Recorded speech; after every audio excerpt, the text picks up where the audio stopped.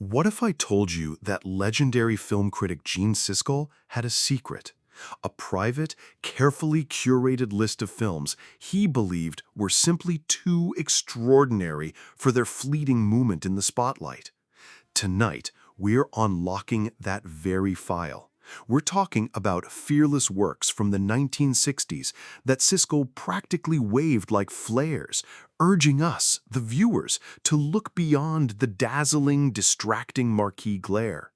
For the next hour, this balcony, this cinematic space, is his. His recommendations are blazing, and each title comes stamped with one incredible promise. You'll wonder how you ever called yourself a movie fan without it. Picture this: a sun-baked mesa, a saint perched precariously on a stone column, and the incomparable Luis Buñuel twisting holiness into pure, unadulterated, absurdist satire. That, my friends, is Simon of the Desert. A 45-minute miracle that somehow feels bigger than Epic's 10 times its length.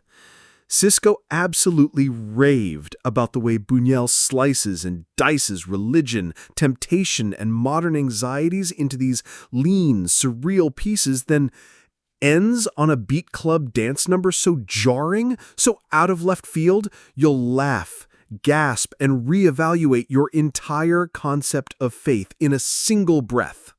The film, believe it or not, was financed piecemeal. Producers pulled the plug before a planned feature-length finale, leaving this jagged gem unfinished, yet weirdly, perfectly complete. Siskel argued its fragmentary state actually makes the punchlines sharper. No filler, no sermon, just cinematic heresy delivered with an irresistible wink. Keep an eye out for Sylvia Pinal's devil sliding up that pillar in a fur coat. Or Simon bringing down rain with a prayer you're not even sure God hears. It's holy farce, a desert dry runtime, and in Siskel's eyes, proof that brevity and blasphemy can, indeed, waltz into greatness. Gene loved movies that truly tested authority, and Lindsay Anderson's boarding school bombshell, If, was his powder keg.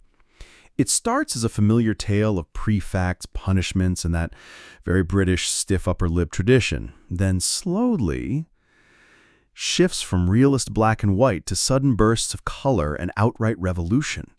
Malcolm McDowell, eyes blazing under a mop of rebellious hair, leads classmates in a fantasy. Or is it? Of armed insurrection against adult hypocrisy. Siskel praised the film's wonderfully slippery tone. One minute it feels like a documentary, the next it's mythic, never letting you plant your moral feet.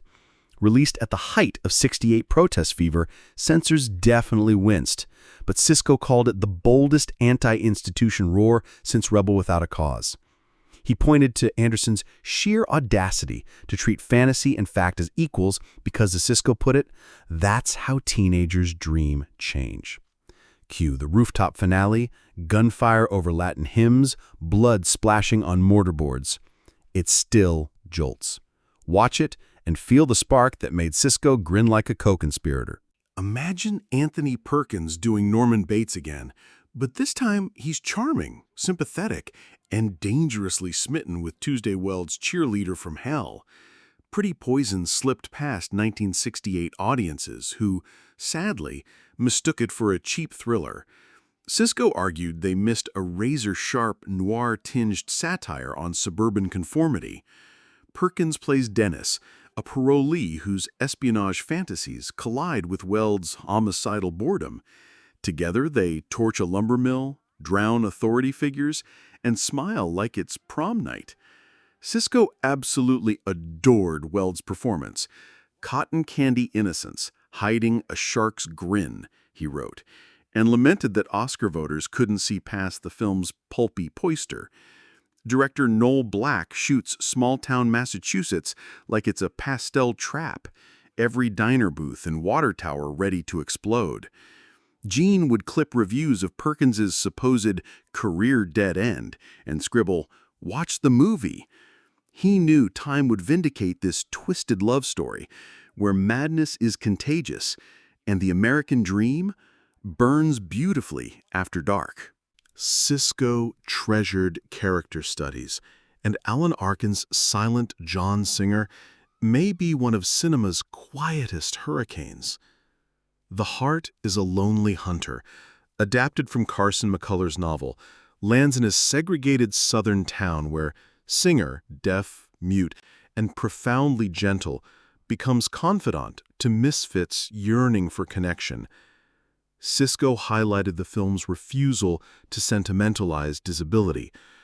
Arkin's expressive eyes reveal volumes about longing and resignation without a single line of dialogue. Rita Hawthorne's Fragile Border, Stacy Keach's Alcoholic Activist, each soul seems to orbit Singer's calm gravity until tragedy snaps the thread. Gene called the finale as inevitable as sadness and as shocking as a slammed door.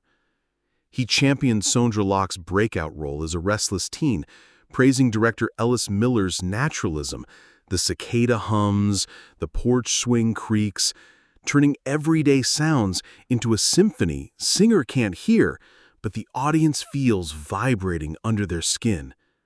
Siskel wanted viewers to experience empathy firsthand, and this film remains Exhibit A. When Hollywood was cautiously tiptoeing into the sexual revolution, Gene Siskel applauded Paul Mazursky's comedy for sprinting straight through the taboo barrier. Bob and Carol and Ted and Alice isn't just wife-swapping jokes. Oh no, it's a razor-sharp study of middle-class morality cracking under the California sunshine. Robert Culp and Natalie Wood return from a free-feeling therapy retreat and decide honesty equals happiness. Then they hilariously unsettle their best friends, played by Elliot Gould and Diane Cannon, with confessions of infidelity and open bed proposals. Siskel loved how the movie first mocks, then genuinely sympathizes with suburban desperation to stay hip. Mazursky's split-screen montages and velvety bossa nova score perfectly captured 1969's cocktail of liberation and insecurity. Gene often cited the finale, 4 half-naked adults under silk sheets giggling at their own awkwardness, as proof that sophisticated comedy could tackle sex without leering. He'd grin and quote Gould's sheepish line, "What are we, middle-aged crazies?" before adding, "Yes, and that's why it's timeless." Arlo Guthrie turned an 18-minute folk tune into a rambling protest anthem. Director Arthur Penn then turned that anthem into a film Siskel called the gentlest act of civil disobedience ever projected. Alice's Restaurant drifts through Vietnam-era America with shaggy charm. Thanksgiving littering arrests, draft board absurdities, and the titular church-turned-commune, where counterculture, gospel, and gravy share a bench. Gene admired Penn's documentary flourishes. Real townfolk play themselves. Sheriff Obie reenacts the infamous garbage bust with deadpan pride. The plot is thin as a guitar string, and that's precisely the point. Siskel argued the movie captures a generation's vibe better than any manifesto. Its loose rhythms, its distrust of straight lines, and that draft scene, where Arlo is judged not moral enough to join the army, remains weaponized irony. Whenever Thanksgiving rolled around, Gene said he'd cue the movie and remember a time when protests smelled like turkey and burnt coffee. Richard Attenborough's directorial debut, Oh, What a Lovely War, transforms World War I carnage into a candy-striped musical review. Gene Siskel was simply stunned by its audacity. Soldiers march across Brighton Pier singing It's a Long Way to Tipperary while casualty numbers flash like baseball scores. The camera glides from trench mud to white-clad generals picnicking on a chalk cliff. Satire so visually extravagant it hurts.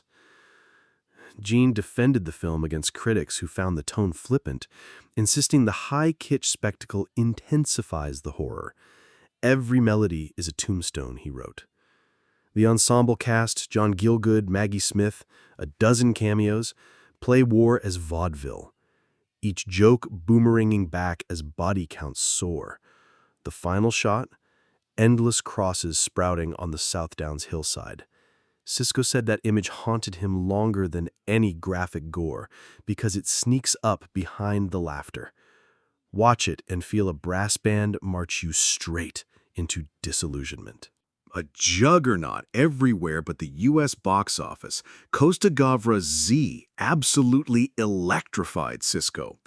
Part courtroom thriller, part political scream. The film fictionalizes Greece's 1963 Lambrakis affair, a left-wing leader murdered under government cover-up. Shot like a newsreel with handheld mayhem, zooms, and sirens, Z tears through corruption with rock and roll urgency. Gene called it the cinematic equivalent of pounding on a locked door.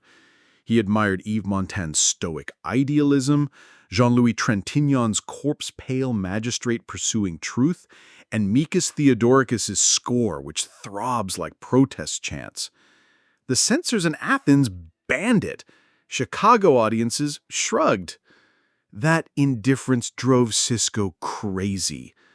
He argued the film's universal message that power fears daylight should resonate everywhere, warning viewers that democracy dies not with coups, but with paperwork and shrugs. Every time the film flashes its title card, any similarity to real persons or events is deliberate, Gene would lean forward and whisper, "That's journalism disguised as suspense." Yes, it won Best Picture, but Siskel maintained Midnight Cowboy was still misunderstood.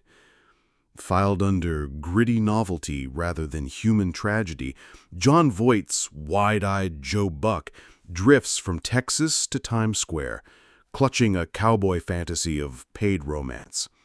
Dustin Hoffman's Ratso Rizzo limps into his life, a hustler scraped raw by urban apathy. Director John Schlesinger shoots neon and grime like they share the same pulse, while Harry Nilsson's Everybody's Talking floats over scenes of silent despair. Gene loved how the film shreds the American dream, yet offers one of cinema's most tender friendships. He pointed to the bittersweet bus ride south, Ratso feverish, Joe shedding his cowboy drag, as an elegy for illusions of both glamour and masculinity. It's not about two losers, Siskel said. It's about two people who finally see each other.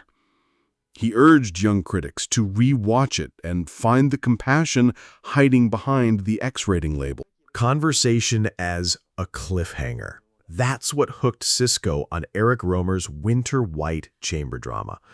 Catholic engineer Jean-Louis Trintignant spends Christmas Eve debating Pascal's wager, love, and moral compromise with the free-spirited Maud, played by François Fabien.